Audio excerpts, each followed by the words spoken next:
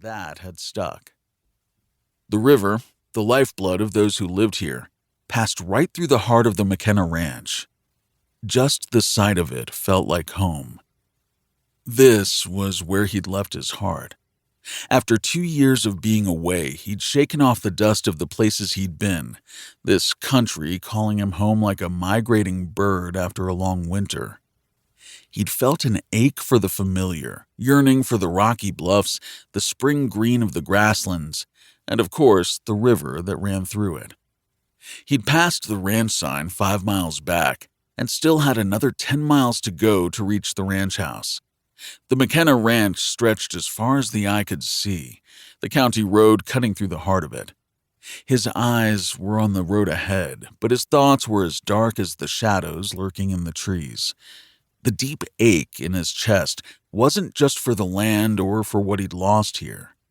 This place had broken his heart, yet here he was coming back. He smiled ruefully, knowing what kind of homecoming it could be. He was the middle son of Holden McKenna, a threat to his older brother Trayton, the self-proclaimed rightful heir of the ranching empire the Holdens had built. Cooper was the black sheep, the rebel cowboy everyone believed was a killer. The worst part was, he thought they might be right. With a start, he caught movement out of the corner of his eye an instant before the horse and rider came flying out of the cottonwoods. The rider tumbled from the horse, going down hard in the middle of the road in front of the pickup. Standing on the brake, Cooper was terrified he wouldn't get stopped quickly enough on the narrow dirt road. As the pickup shuddered to a stop, he let out the breath he'd been holding before throwing the truck into park and jumping out.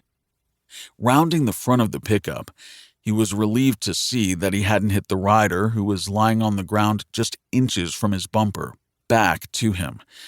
The horse, wild-eyed and spooked, had run up the road and stopped to look back. He spotted the brand. Stafford Ranch.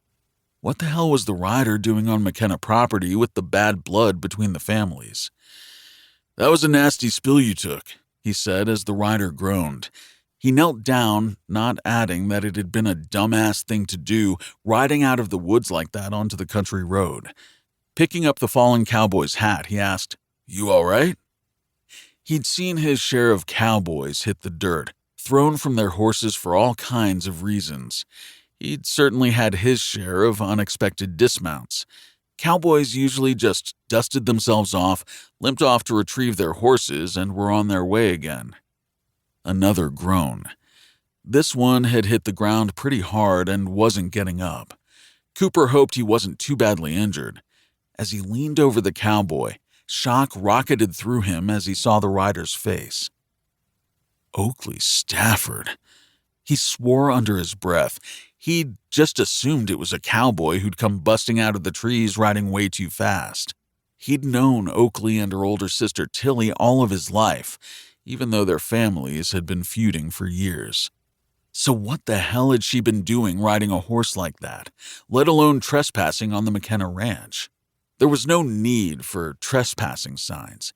Everyone knew the last place you wanted to get caught was on the McKenna or Stafford ranches without written permission. As far back as Cooper could remember, there had been a war going on between their two families. The only thing worse than finding a Stafford on the ranch was for a McKenna to be caught on Stafford land, the equally large ranch that bordered theirs. Oakley let out another groan of pain and rolled toward him. He'd been sure that she'd taken worse falls from a horse, so he hadn't been too concerned that her injuries were serious, until he saw that she was bleeding. "Easy, take it easy," he said as he tried to see where the blood was coming from without moving her too much. "How badly are you hurt?" Her eyelids fluttered. "Buttercup," she managed to whisper as she grimaced in pain.